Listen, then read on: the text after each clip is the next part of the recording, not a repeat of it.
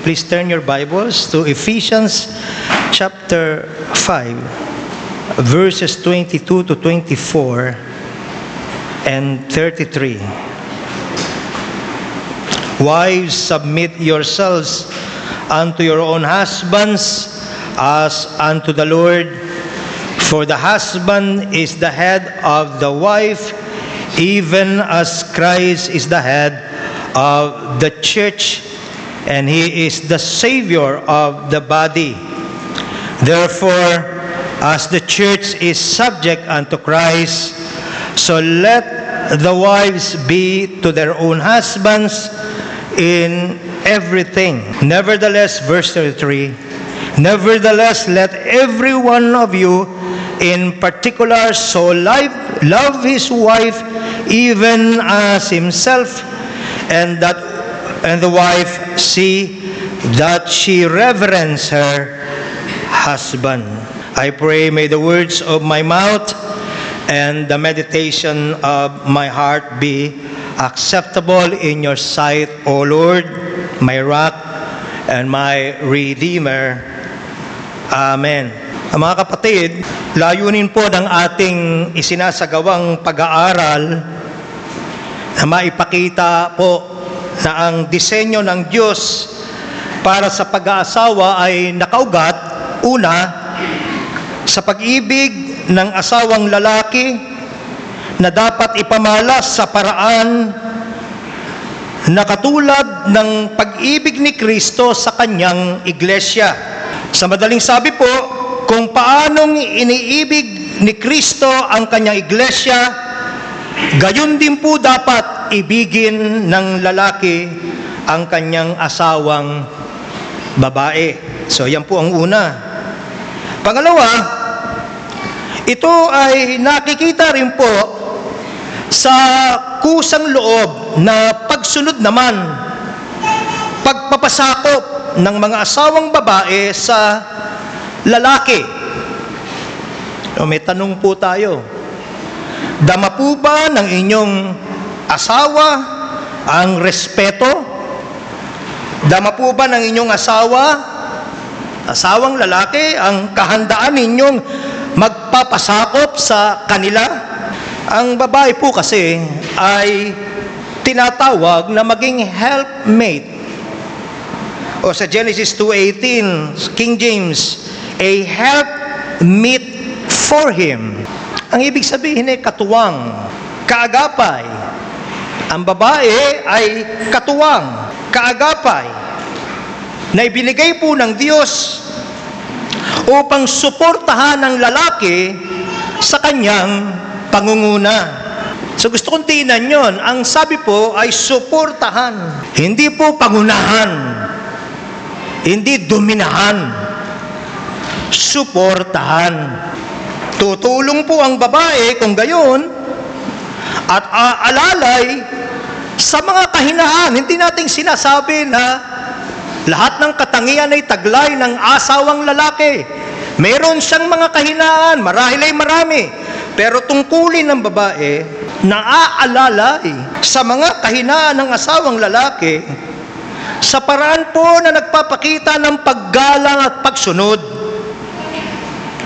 So yun yung pangalawa. At pangatlo, nais din po nating maipakita na bahagi din ng disenyo ng Diyos ang kapwa nila respeto sa ugnayan nila sa isa't isa. Hindi lang po ang dapat may paggalang at respeto ay ang asawang babae. Mutual po dapat yung respect. Dama rin po dapat ng asawang babae na siya yung pinagpapahalagan at dinire-respeto ng lalaki, and vice versa. Ito pong ganitong klase ng ugnayan ay nagsisilbi po kasing larawan ng banal na relasyon ni Kristo at ng kanyang iglesia. Napakahalaga pong maintindihan natin yan. Now, sa ating pong nakaraang pag-aaral dito sa Ephesians 5, matatandaan ninyo na binigyan diin ni Apostle Paul ang tungkulin ng mga asawang lalaki.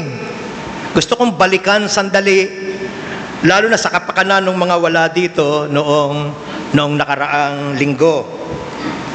Doon po sa verses 28 and 29 ng Ephesians 5, muli ang sabi, "So ought men to love their wives as their own bodies. He that loveth his wife loveth himself. For no man ever yet hated his own flesh, but nourisheth and cherisheth it, even as the Lord the church." Nadiniinan na natin noong nakaraan, gusto kong balikan. Dalawang mahalagang salita po ang ating mapapansin dito, na pinakamainam na demonstrasyon ng pag-ibig ng lalaki sa babae. Ano ang itsura ng pag-ibig, tunay na pag-ibig ng lalaki sa babae na lumalarawan sa at nagre-representa sa pag-ibig ni Kristo sa kanyang iglesia? Hindi po yan nauuwi lang sa pagpo-post sa Facebook. Nakala mong ketatamis ng inyong pag-iibigan, yung pala kayo nagkukutsaan sa isa't isa. Hindi po yan peripheral. Hindi po yan face value dapat Hindi po yan panlabas. Ito itsura. Ang dalawang susing salita po na ginamit dito sa talatang ating binasa, yung salitang to nourish and to cherish. Remember? Now, ang salitang nourish ay nangangahulugan pakainin. Sobra na nga po sa kain Alagaan, kalingain, hanggang sa dumating, mayroong goal, hanggang sa dumating sa lubos na maturity. At hindi lamang po ito tumutukoy sa physical na pagkain, kundi sa mas malalim na pag-aaruga na nagdudulot ng paglago at kalusugan. Kaya't ang lalaki, ayon kay Paul, ay tinatawag na maging kasangkapan ng Diyos upang tiyakin na ang kanyang asawa ay lumalago sa lahat ng aspeto ng buhay. Maging physical man yan, maging emotional, o lalo na spiritual. Ang lalaki halimbawa po ay inaasahang pangunahing magbibigay ng suporta at proteksyon sa kanyang asawa. Ang bumubuhat po dapat ng bigat ay ang lalaki, hindi ang babae. Ang nag-iintindi ay ang lalaki, hindi ang babae. Bukod dito, si rin po ay dapat nagiging sandigan din. Nagbibigay ng kapanatagan at seguridad sa kanyang asawa. Dama po ba? May tanong muli ako. Dama po ba ng ating asawa yung sense of security? Sapagat nandyan tayo, sapagat presente tayo, dinadamayan po ba natin sila sa mga panahong nakadarama sila ng takot, sa mga panahon nakadarama sila ng kalungkutan o pag-aalinlangan? Hindi mo sila iiwanang mag-isa. Nandun ka, lalo na sa mga panahong pinakakailangan ka, wala ka sa mga barkada mo. Nandun ka hanggat kailangan ka. Don't be an escapist, so to speak. Kang tumataka sa napakahalaga mong responsibilidad. At ang asawang lalaki ay dapat din pong katuwang sa pananampalataya ng babae. Tumutulong sa kanyang asawa na lalo pang mapalapit kay Kristo, na lalo pang lumago sa kabanalan. Alam po ba ninyong tungkulin yan ng mga lalaki? Kaya dapat may pagsisikap. Paano mong magagabayan sa katwiran ng ang iyong asawang babae kung ikaw mismo ay walang pagpapahalaga sa Diyos? Kung ikaw mismo ay malamig sa iyong kaugnayan sa Diyos? Hindi po dapat maging passive ang lalaki sa relasyon ng mag-asawa, lalo na sa relasyon nila sa Diyos. Siya po ang dapat nangunguna. Naalala po ba ninyo ang tinura natin noong isang linggo?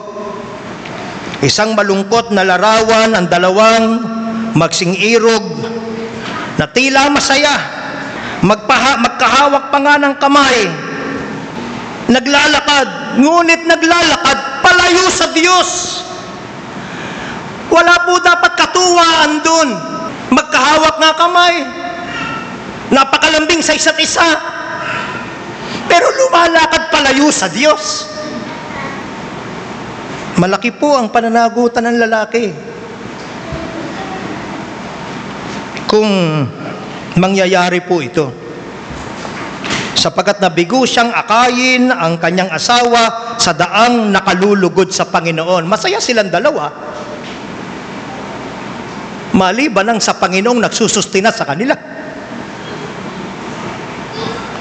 Na ilalagay po niya sa peligro ang kanyang asawa, sapagkat kailanman hindi spiritually safe, kailanman hindi spiritually healthy ang isang klase ng pamumuhay na malayo sa Diyos.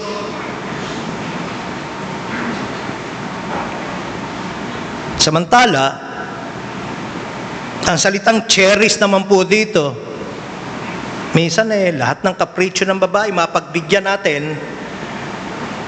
At pag nagagawa natin, akala natin minamahal natin sila, no po? Hindi po, kung ang ibig sabihin nito, ilalayo natin sila at kayong dalawa marahil sa Diyos. You should know better. Amen? Gentlemen, we should know better. Ang daming mga walang gulugod na mga lalaki sa panahon natin. Macho lang ang katawan, pero hindi sa paninindigan, hindi sa tatag ng pananampalataya. Maraming marshmallow dahil ayaw i-assume your responsibility na itinalaga sa kanila ng Diyos. Samantala, ang salitang cherish naman po dito, sabi natin dalawa yung susing salita, to nourish and to cherish. Yun yung expression of love, biblically, ayon sa Ephesians. Yung salitang cherish dito ay nangangahulugang yakapin, kalingain. Tumutukoy po ito sa malambing na pag-aaruga at sa pagturing sa asawang babae bilang isang mahalagang kayamanang galing sa Diyos. Ramdam po ba ng ating mga asawa na sila'y mahalaga at isang kayamanan galing sa Diyos? Ang katawagan po ng Diyos sa asawang lalaki ay hindi lamang upang magbigay ng sustento sa kanyang kabiyak. Narinig na ninyo marahil ay sa mga pelikula. Sinusustentahan na kita. Ano pa ba kulang? Ang dami mong hinahanap. Malaki po kulang. Kung ang naiisip mo lamang na ekspresyon ng pagmamahal ay pagbibigay ng sustento. Sapagkat maliwanag po ang konteksto natin. Christ loved the church and gave Himself for it. Dapat po ang mga asawang lalaki ay magpakita ng pagpapahalaga. Isang pag-ibig na nagbibigay ng seguridad. Walang pangamba, walang pag-aalinlangan, walang pagdududa. Hindi yung malingat ka lang sa mata ng iyong asawa, nangangamba na siya na baka kung anong ginagawa mo, kung malayo ka sa paningin niya. Ang dapat pong mabuong damdamin sa ating mga asawang babae ay sense of security, assurance. Ikaw lang ang mahal ko, presente ka man o hindi. Muli, dapat makadama sila ng kawalan ng pangamba ba? Walang pag-aalinlangan, walang pagdududa. Hindi ba ang sarap-sarap marinig mula sa mga asawang lalaki yung salitang Huwag kang mangamba, ako bahala. Ang sarap nun yung ako bahala. Bukod pa po sa pagpapadama ng lambing at dignidad, ang cherishing ay dapat nagbubunga ng isang environment kung saan ang asawang babae ay nakararamdam na siya ang totoong mahalaga. Wala ba siyang pag-aalinlangang may kahati kaya ako sa puso mo? May karugtong yun, Sister Evelyn. Oh, ikaw ang tagadugtong ng lyrics eh. So muli po, nakakaramdam. Sana po siya na siya ang totoong mahalaga, ligtas sa pili ng kanyang asawa at minamahal ng buo. Wala ngang kahati, buo. Kung tatanungin po ba ang ating mga asawang babae ngayon, no time for coaching. Ngayon, kung yung po bang mic neto ipapasa ko sa isa sa mga asawang babae dito, mayroon po ba tayong confidence na ganito ang isasagot nilang nararamdaman at nararanasan nila sa piling natin?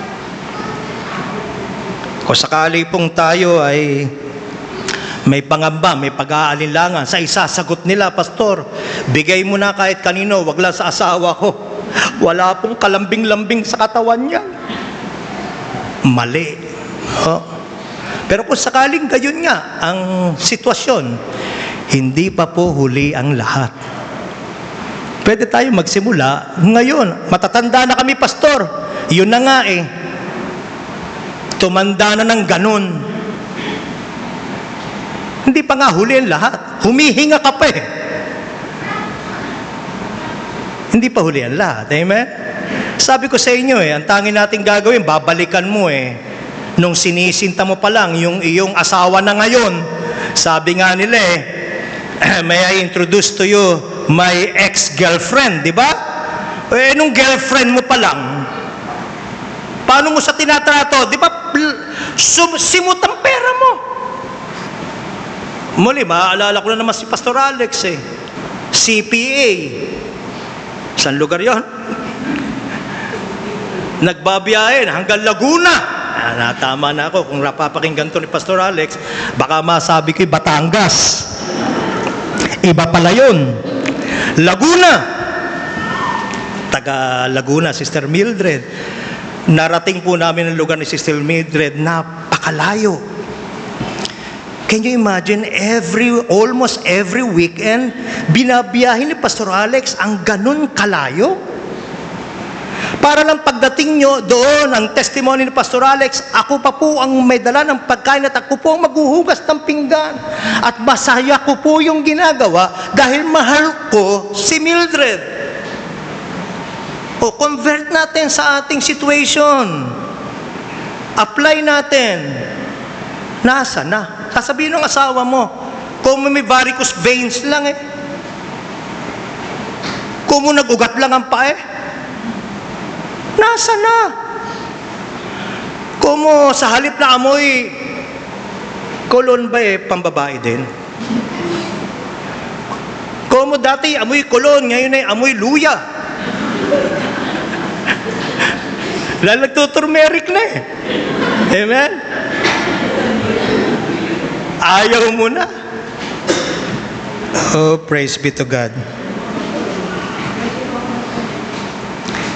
Kaya ito pong pamumuno ng lalaki sa tahanan ay hindi po dapat cold and distant, kundi mainit na pag-aaruga at mapagsakripisyong klase ng pagmamahal.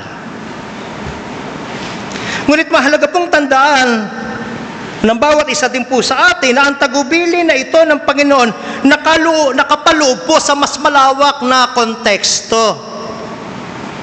Itong ating sasaalang-alang po, yung previous verses. Si Paul po ay nagsulat tungkol sa pamumuhay na puspos ng Espiritu eh.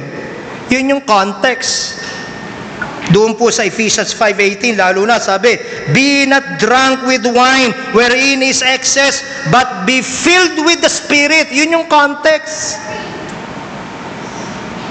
A person can only be filled with the Holy Spirit if he first possesses Him. The Scripture teaches that only those who have placed their trust in the gospel of our Lord Jesus Christ are indwelt by the Spirit. Ephesians 1:13, in whom ye also trusted, after that ye have heard the word of truth, the gospel of your salvation, in whom also after that ye have believed, ye were sealed with that Holy Spirit of promise. And so it is the Spirit alone who produces within us, and who can only produce within us love, joy, peace, patience, gentleness, and all the fruits of righteousness. So ang tanong, have you truly experienced the regenerating work of the Spirit? For unless He has given you new life, you cannot impart what you yourself do not possess. Kaya mahalaga yung context. Pipilitin mo ang sarili mo na mahalin ang asawa mo sa paraang biblikal, pero kung wala kang Espiritu Santo na siyang pupuspos sa iyo at magbibigay ng kakayahan sa iyo, mabibigo ka. So ang pangunahing mensahe, you must be born again. Kapag puspos ka na ng Espiritu, o kapag puspos ka ng Espiritu, nagkakaroon ka ng lakas. Nagkakaroon ka ng kakayahan na mamuhay ng may kababaang loob, mamuhay na may kahandaang magsilbi. Hindi na mahirap. At yan po ang susi para gumanda ang samahan ng mag-asawa. Kapwa, natututo ang asawang lalaki at asawang babae na hindi puro sarili lamang ang iisipin, kundi isasaalang-alang ang para sa isa't isa. Kung wala po ang Espiritu Santo, mga kapatid, ang pagsasama po ng mag-asawa ay nauuwi lamang sa walang katapusang di pagkakaunawaan, makasariling mga pasya at relasyong hindi presente ang Diyos, relasyong malayo ang Diyos. No, dapat din po, mga kapatid, maging malinaw sa atin ang mga tagubilin dito ay hindi basta mga kaugaliang nakasanayan lamang. Yan po kasi ay katwiran ng mga hindi sumasampalataya. So gusto kong linawin, hindi lang ito nakaugalian lamang, hindi ito cultural in nature. Dahil kung cultural in nature, pwedeng magbago sa pagdaan ng panahon. Hindi po. Ito po ay katotohanang nakaugat mismo sa gospel. Kaya ang ating pag-aaral po sa Ephesians 5:22-24 at 33 ay hindi lamang praktikal na payo para sa mag-asawa, kundi isang malalim po na pagtuturo kung paano ang marriage ay magiging larawan ng gospel ng ating Panginoong Jesucristo.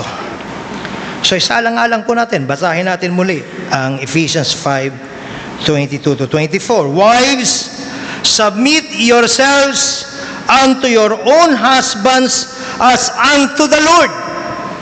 For the husband is the head of the wife, even as Christ is the head of the church, and He is the Savior of the body. Therefore, as the church is subject unto Christ, so let the wives be to your own husbands in everything. Now, interestingly, ang salitang submit po dito, wives, submit yourselves unto your own husbands, ay nangangahulugan po na to place oneself under order. To place oneself under order. So malinaw po kung gayon, na hindi po ito sapilitan, hindi po ito persahan, hindi po ito takutan, Dapat po na kusang nagpapasya ang asawang babae na pasakop sa kanyang asawang lalaki. Minsan, ugali ng ibang mga asawang lalaki, babasahan.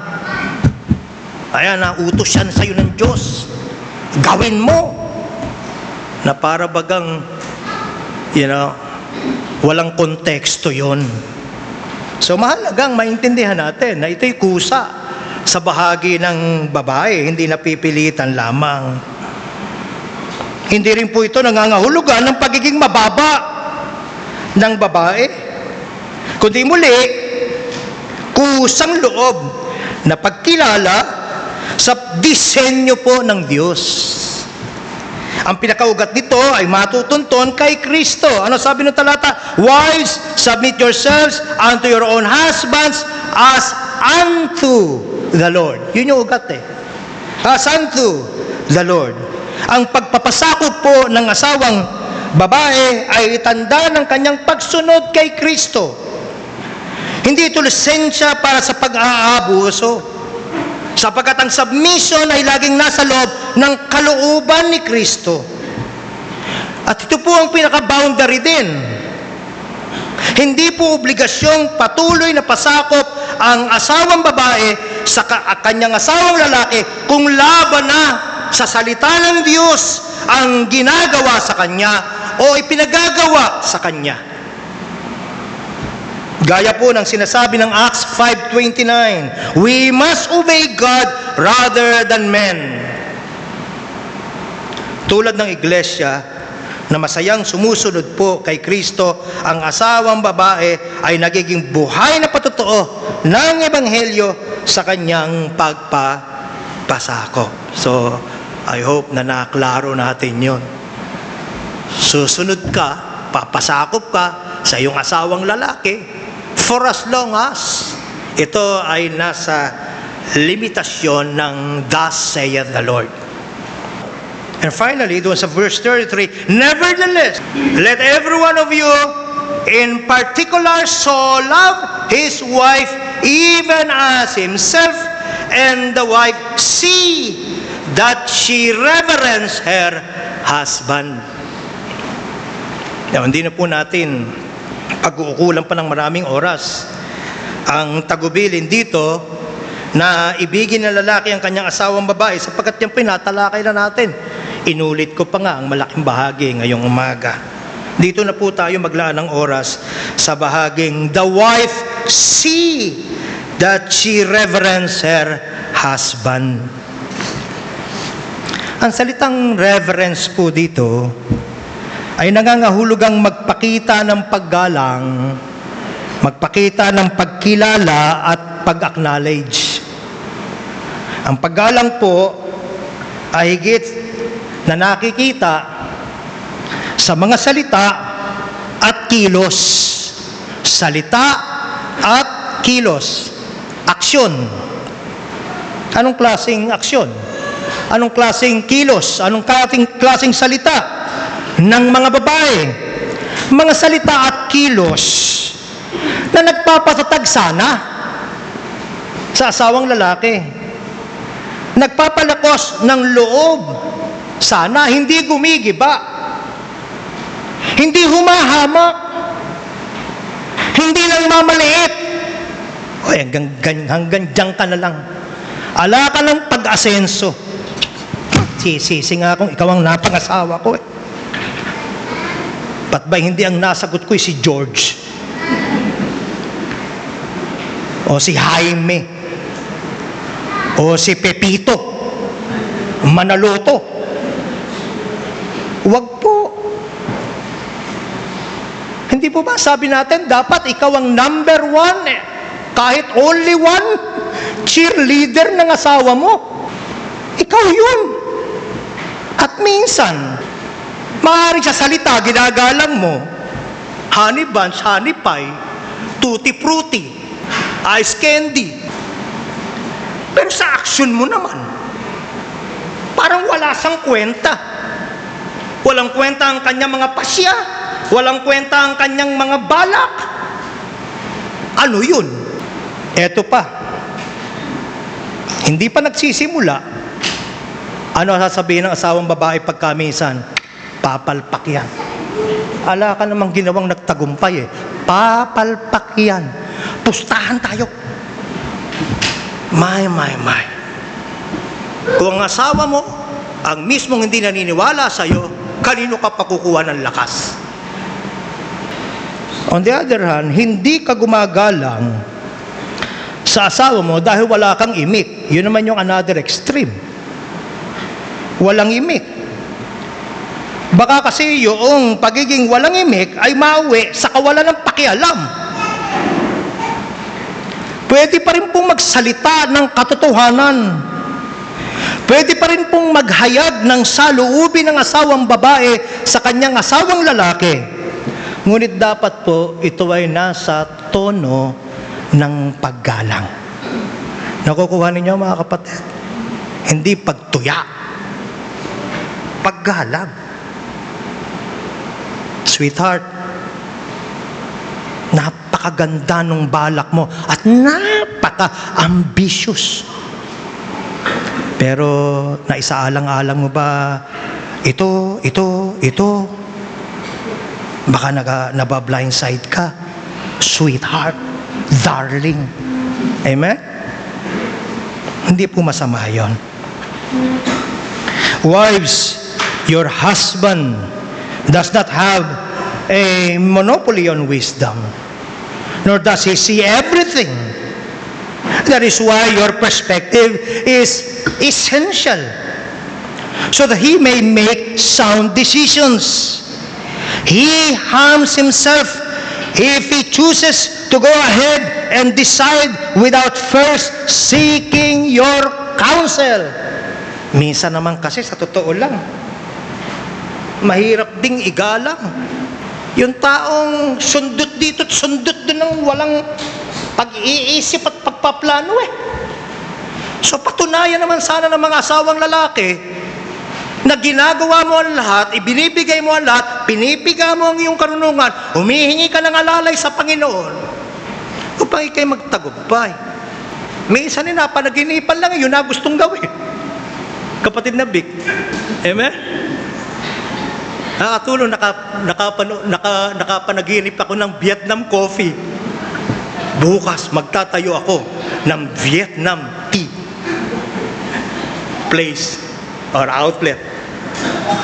Kagagaling lang kasi ni Brother Vic sa Vietnam at ako po ay nagagalak sa pagprogreso ng kanilang maliit na negosyo. Amen. So pag nangyayari yun, together, you know, they can bring the matter, whatever that may be, before the Lord in prayer. Yun naman talaga, doon naman talaga dapat nagsisimula. Amen? O yun, magandang pasagot yun, mga asawang babae. May balak ang asawang lalaki. Balak ko parang may masikat ngayon ng ganitong negosyo Pasukin ko kaya. Sweetheart, darling, honey bunch, let's pray. Dahil doon dapat nagsisimula ang lahat. Tunay po na ang papel ng asawang babae sa tahanan ay hindi po matatawaran. Tungkol po dyan, sinabi po ni John Piper, and I quote, "The role of a wife and mother is not a burden but a privilege. Embracing the responsibilities that come with love, nurturing, and homemaking allows us to illustrate the beauty of God's design for family." So kahit isang sandali, wag mo sanang isipin na ang pagiging asawa na umaalalay sa iyong asawang lalaki at kung may mga anak nag-aaruga sa iyong mga anak ay isang mababang tungkulin. Ito po'y pribilehiyo. Amen? Napakadakilang pribilehiyo. At sa bagay na yan, mahalagang paalalahanan ang mga asawang babae. Sabi ng mga matatanda, huwag nang mamuhay na parang dalaga. Dahil minsan po napapabayaan natin, gusto mo palang mamuhay mo lang parang dalaga, bakit nag-asawa ka? Huwag ka muna mag-asawa kung gusto mong, kung ayaw mo ng mga responsibilidad ng isang asawang may pananagutan. So hindi na ikaw ang una, hindi na ang kapritsyo mo ang una. May asawa ka at may mga anak ka na dapat isinasaalang-alang. Mga kapatid, isang bagay pa bago po tayo magtapos. Mahalaga din pong linawin mula sa pananaw ng Biblia na ang utos ni Paul tungkol sa submission at respect ay hindi nangangahulugang ang mga asawang babae ay nakatali lamang sa mga gawaing bahay. Ang submission po ay disposisyon ng puso. Isang pusong handang magpasakop sa disenyo ng Diyos na maaari pong ipakita sa iba't ibang konteksto sa loob man o sa labas ng tahanan. Totoo, ideal na ang isang asawang babae ay maglaan ng pangunahing pansin, buong pansin sa pangangailangan ng kanyang asawa at mga anak. Ganyan din po ang naging setup namin noong lumalaki pa ang aming sariling mga anak. Ngunit, hindi po ito automatikong paglabag sa kalooban ng Diyos kung ang mag-asawa ay kinakailangang pumili ng pamumuhay na may trabaho ang babae, halimbawa. Tandaan natin, sa Genesis 1:28 po, parehong lalaki at babae ang binigyan ng Diyos ng utos na be fruitful and multiply and replenish the earth and subdue it. Pareho silang may tungkulin sa pamamahala ng sanglilikha. At sa Proverbs 31, ang virtuous woman, virtuous po, hindi talipandas, hindi bulagsak. Ang virtuous woman ay nagnenegosyo, bumibili ng lupa, nagdadala ng dagdag na kita sa kanyang pamilya. Ipinapakita po nito na ang pagtatrabaho ng babae ay hindi laban sa kalooban ng Diyos, kundi maaaring maging pagpapakita ng kanyang stewardship sa mga kalooban o sa kanyang mga kaloob o mga gifts na sa kanya ay binigay ng Panginoon. One good example would be yung ating mga babaeng doktora. Ang laki po ng kanilang naitutulong sa komunidad. Ngunit mga kapatid, huwag nating kalimutan, kahit nagtatrabaho ang asawang babae, nananatili ang prinsipyo ng submission at respect. Ang trabaho ay hindi dapat magbawas ng kanyang debosyon sa asawa, kundi maging dagdag na paraan ng paglilingkod sa pamilya at sa Diyos. Sa marami pong pagkakataon, ang pangangailangan ng pamilya ay humihingi ng dagdag na kita. At ang Diyos ay kumikilos sa pamamagitan ng pagtutuwang ng asawang lalaki at babae upang tugunan ang pangangailangan ng kanilang sambahayan. Kahit ang pagtatrabaho po per se ng babae ay hindi paglabag sa Ephesians 5. Sa halip, ito po ay maaaring maging pagpapakita ng kanyang paggalang sa Diyos, paggalang sa kanyang asawa, at pagpapahalaga sa kanyang pamilya. Kung ito po ay ginagawa sa loob ng kaayusan ng submission at respect na itinuturo ni Paul. Pagka nagmintis po tayo na makita yan, baka po tayo mauwi sa legalistic approach pagdating sa bagay na ito. At narito ang isang mahalagang punto. Ang hinihingi ng Biblia mula sa mga asawang babae ay submission sa autoridad ng kanilang asawa, hindi ang pagdedelega ng lahat ng gawain. Wives may delegate tasks but they cannot delegate their God-given responsibility to love, respect, and care for their husband and children. Stewardship of the home may involve sharing or assigning duties. Hindi naman kinakailangang ang asawa lahat. Pwede namang magpaplantsa. Pwede namang magpaluto. Kung pwede. Hindi masama yun sa sarili niya. Meron niyang Christian school. Bagamat pangunahing tungkulin ng mga magulang, hindi lang ang asawang babae. Pareho. Ephesians 6. Ayun lang. Ephesians 5 tayo. Ephesians 6. Anton. Ang lalaki may tungkulin, nagabayan, turuan ng kanyang mga anak, pero hindi niya kinakailangan ding manatili sa bahay lamang. Amen?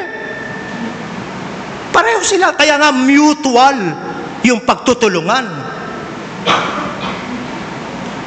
Ang sabi nga, ang mga guro ay en loco parentis, in place of parents. Ang pangunahin, magulang. Pero sa mga panahong wala ang magulang, nandyan ang paralan na ang mga guro ay may takot din sa Diyos. Katuwang, brethren, ang pagpapalaki sa ating mga anak ay isang community project. Sabi ni Tim Keller, tuwang-tuwang tayo. Ang simbahan ay nandyan, ang Christian school ay nandyan, at pangunahin ang pamilya.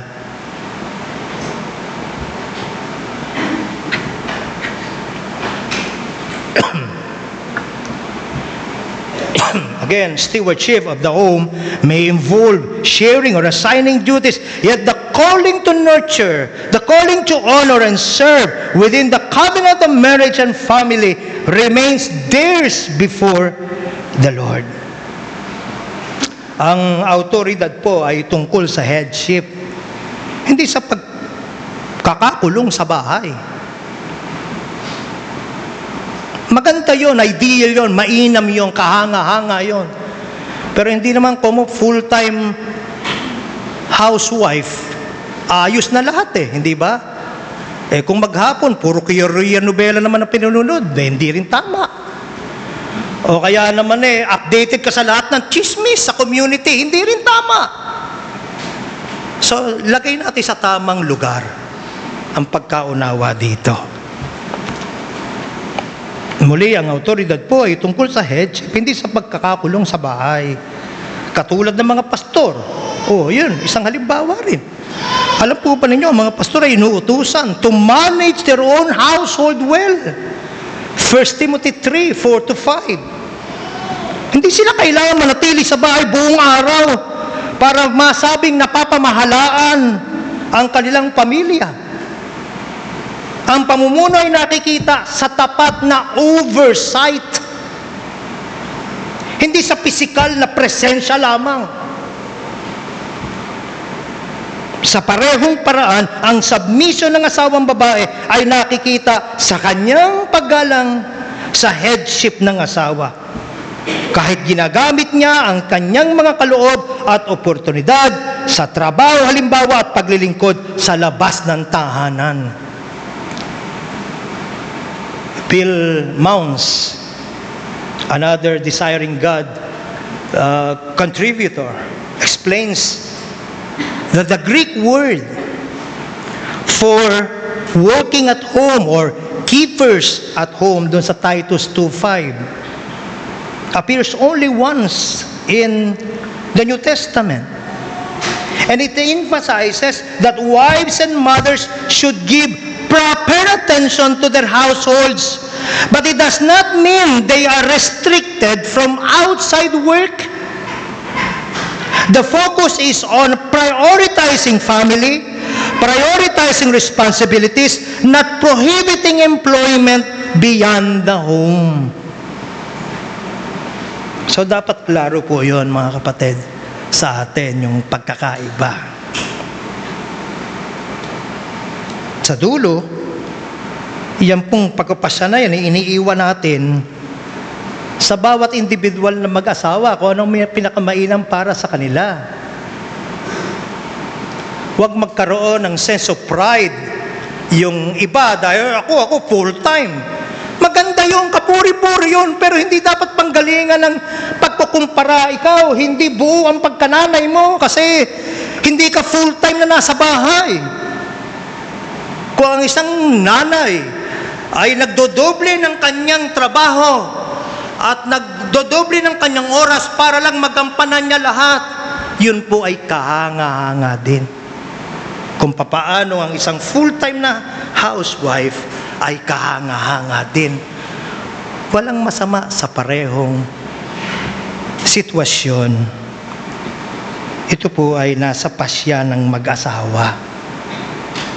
Ang tanging tagubilin ko lamang bilang inyong pastor ay ibabad muna ninyo sa panalangin at maging sensitibo muna kayo sa gabay ng Panginoon bago kayo gumawa ng pagpapasya. Amen?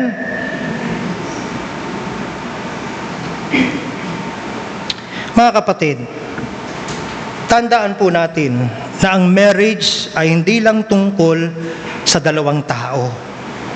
Ito ay larawan po ng relasyon ni Kristo at ng Iglesia.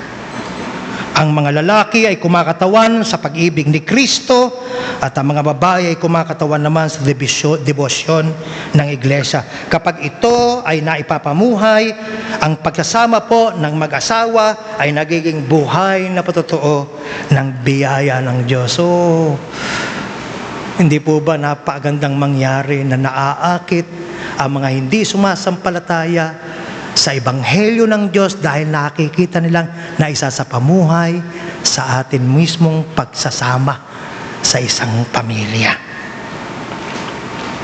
Para po sa mga asawang lalaki,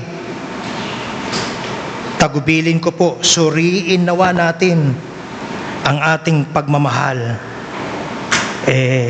Katulad po ng sakripisyo, mapagsakripisyong pagmamahal ng ating Panginoong Kristo. Para naman po sa mga asawang babae, tanungin ninyo kung ang inyong respeto at pagpapasakop ay larawan ng respeto at pagpapasakop ng iglesia kay Kristo. Anong klaseng iglesia? Kaya ang isang iglesia kung ang attitude toward Christ ay gaya ng inyong attitude toward your own husband. Gandang tanong, di ba, no? Ano kaya ang itsura ng iglesia kung dahil larawan O ikaw, paano mo tinatrato yung asawa mong lalaki? O i-convert mo yan sa pagtatrato ng iglesia sa Panginoon. Kaiga-igaya kaya? Magpapasya pala yung asawang lalaki. Hindi, alam ko na gagawin natin. Ganito. Imagine niyo yung iglesia na siyang masusunod sa halip na si Kristo. I don't think so.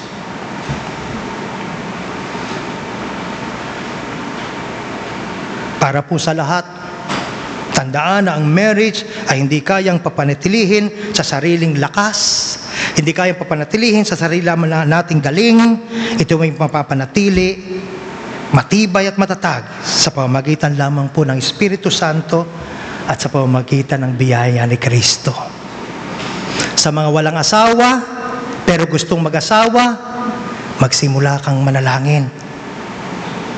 Nanawa, igayak ng Panginoon at ipagkaloob sa iyo ang isang potensyal na asawa na magiging sensitibo sa mga tagubiling gaya nito. Ang asawa po ay regalo galing sa Diyos. Iniiyak yan dapat sa Diyos. Idinadalangin sa Diyos. Kung ikaw naman ay walang asawa at walang balak mag-asawa, manalangin ka rin. Ilayo ka sa tukso. Ingatan ka ng Diyos. At maramdaman mo nawa ang kakumpletuhan mo dahil kay Kristo. Because we are indeed complete in Christ. Nothing missing, nothing lacking. Kung wala kang Valentine's date, I'm telling you, walang nawala sa'yo. Kumpleto pa ang pera mo sa bulsa. Hindi na bawasan. Amen? Hindi naman po masama ang mamahaling mga bulaklak. Hindi po yan masama. Nanonood po ako ng isang news, nakalagay po doon, 16,000 Colombian roses. Kapatid na Ray, can you imagine? Ang lalaking mga roses from Colombia, 15 to 16,000. Hindi po masama kung yan ay ibibigay mo. Kung may pambili ka, go ahead. Pero hindi po yan ang mas malalim na demonstrasyon ng pag-ibig. Nandito, kanina pinag-aralan natin. Yun po ang ating sa buhay. Wala ka mang agad-agad bibigay na mamahalin. Kung naisa sa pamuhay mo ito, ako na magsasabi sa iyo, masaya at kontento ang iyong asawang babae. Ako na magsasabi sa iyo, masaya at kontento ang iyong asawang lalaki. Kahit wala ang mga palamuti na nakikita natin panlabas. God bless you. Let's all stand up.